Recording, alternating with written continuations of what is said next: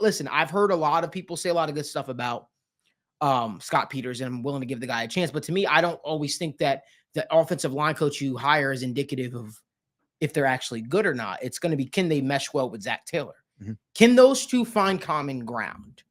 Right. And if you see this time, they stripped away the run game coordinator title, and they says, well, it's now going to be a committee approach. That could be in large part as to why Pollock also didn't work out here. And mind you, they should have moved on from Pollock. I agree. Mhm.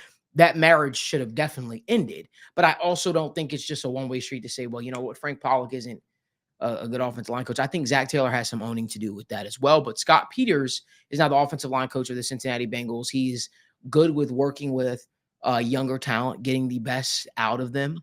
A lot of people are pointing to what happened in New England last year, which you just can't put all the blame on him. That was a crap show. It really was, right? So to me, you strip away that, the guy's highly regarded around the league. It's going to be, could he put it all together here in Cincinnati? And by putting it all together, it's going to be, can he work with Zach Taylor? Can he work with Dan Pitcher? Can they work together to, put together the best offensive line that Joe Burrow has had since he came to Cincinnati? And I'm really curious to hear the rest of the team's thoughts on that. So without further ado, I'm going to let Evan, the return man, I'm going to let you kick us off. Got my voice all nice and rested, right? Yeah. So I know you weren't swayed by the he worked with, leverage and jujitsu and all this stuff, but I'll paint a picture for why I see that as beneficial. Mm-hmm. We've talked constantly about how the Bengals have needed fresh ideas Mm-hmm. and fresh approaches. That doing things the standard static way has not worked, and you needed to do something different. With this gentleman here, and why I think that Peters is a good hire and at least has the potential to be a successful offensive line coach, is because he answers a lot of the problems that we've had with the Bengals in the last couple of years. We talked about just new ideas, bringing in fresh perspectives, but also development. We have lamented the lack of development for many of the young players on this roster. And part of that comes from a lack of focus on technique development, where that's kind of a league-wide thing where you see a lot of coaches talk about, well, we don't have as much practice time as we used to. You got to worry a lot more about install and specific situations like red zone, third down, all that stuff. And I hear that. But there are coaches who emphasize more on technique and development, and he is definitely going to be one of those. He built an O-line training academy, has come from that realm before he got into coaching. And I think you have a really unique blend of perspectives there, because this is a guy who was a football guy through and through, playing in the league for, I believe it was 7 years, before injuries had cut short his career, and then went out and found something that opened his eyes to a new perspective, a new way to view the thing that he had committed his life to. So I think there's a lot of humility and curiosity and enthusiasm that he had to end his career in football, and then get so interested in finding out the mechanics and how all of the different leverage that you can get with the body mechanics, and how we are just a whole bunch of wedges and pulleys and tools that we can use against each other to win when those lessons translate to football. And you've seen a lot of guys do this, especially in recent years. It's been more prevalent now than it was back then. But to see someone who was a football guy through and through, had his challenges and his career perspective kind of altered and changed, and instead of kind of being stagnant where he was, he changed. He learned something new. He applied that and found that enthusiasm, and then became an NFL coach after that, where he learned from Bill Callahan, as you said, one of the best offensive line coaches that we've known.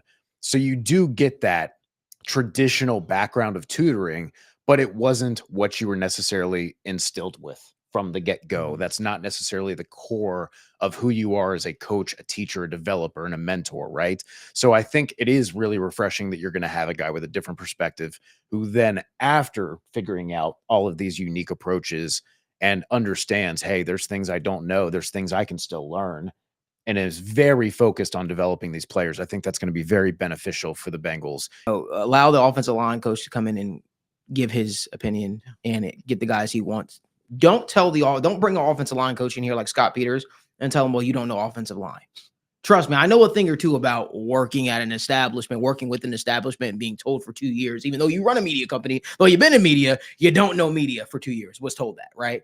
So don't do that to the offensive line coach. Allow him to bring his guys in here. If he has a vision, trust that vision. If he says, "Hey, I want said A player," don't say, "Well, we're going to give you a said D player." Well, we still gave you somebody, make it work, right?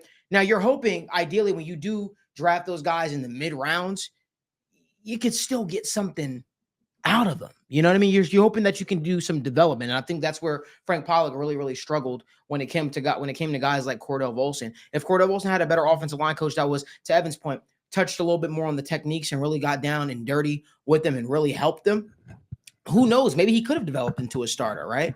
But ideally, with this new offensive line coach, you're really hoping to have a guy that's going to be able to bring the most talent out of said offensive linemen. And that doesn't mean you're always going to have a starter, but you ideally, if you make the 53-man roster, you want to feel confident that that guy could go out there in a pinch and do his job. You don't want to be worried about the guy getting run over or pushed around. Like he shouldn't even belong in the National Football League, right?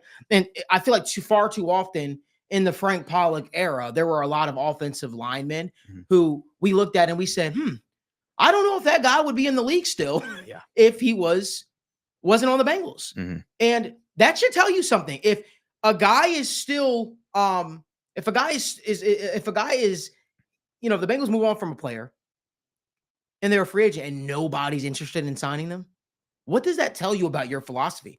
The Bengals need to overhaul their entire philosophy. Make no mistake about it. You could change coaches as much as you want. You could change offensive line coaches as much as you want. Until you change the way you approach, evaluate the offensive line positions, but in particularly the guard spot. Stop viewing the guard spot like this is the 1980s. Look at the NFL contracts to guards in the last year and a half. Right. Yeah. There's a reason why guards are getting paid what they're getting paid. There's a reason why that's looked at right now as a premium position. Because guess what? Most you look around the league. There's a lot of talented edge defenders, but there's also a lot of talented interior defenders. A lot of guys that are emerging. Guys like Milton Williams. Guys like Oso Odigizua that we just recently did a player profile on. Guys that are just able to wreak havoc in the interior of the offensive line. And I'm sorry, guess what? Joe Burrow's the kind of quarterback where I've seen him go out there when he had what was the offensive lineman that blocked for him in the Super Bowl? Isaiah Prince. Isaiah Prince. Right. I would listen, he has proven to be able to work miracles with bad tackles. Luckily, you're in a spot where Orlando Brown, Amarius Mims Jr. are not bad tackles, right? One thing that has evaded Joe Burrow throughout his career is the ability to evade the interior pressure that comes up. That's where most of the plays, kind of blow up in his face.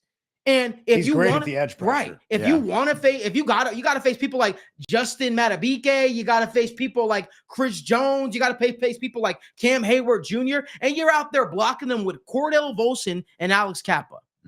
The philosophy has to change on the way that you evaluate the interior of the offensive line. Because once your philosophy change, your reality changes.